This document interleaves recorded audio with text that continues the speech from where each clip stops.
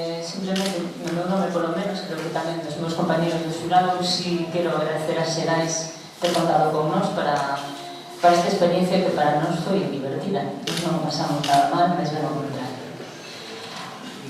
A partir dun argumento moi sinxelo e botando a man dun sutil fío narrativo, o autor ou autora deste texto creou un universo narrativo contundente, complexo, denso, moderno e actualísimo, co que se atreveu a construir unha novela do século XXI, ano 2010, poñendo cargas de dinamita nos pianos da nosa propia concepción do que debe ser unha novela.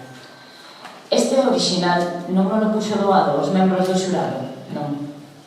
A pesar de que foi elixido por unanimidade, a súa lectura resulta exixente e, dende logo, non é posible xulgala cos criterios habituais cos que nos referimos á novela. Nese sentido, o adeso do adeso abre unha reflexión interesante, se cadra unha reflexión necesaria de actualización, de forma, de apertura de novos carreiros para abordar as cuestións preocupantes e os problemas do noso tempo.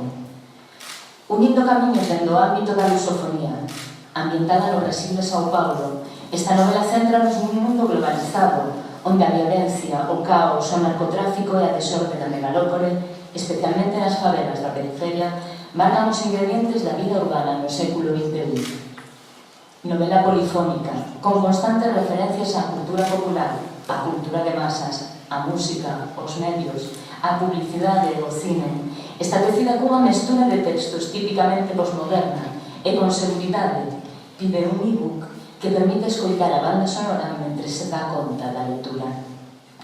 A xuizo do xurado, o aveso do aveso constitúe unha achega necesaria á renovación da narrativa galega a través dunha concepción potente e nítida de cal debe ser unha forma de narrar pro tempo actual. Un relato compacto, tamén mesto, extenso e verdadeiramente fascinante, cun enorme poder de seducción.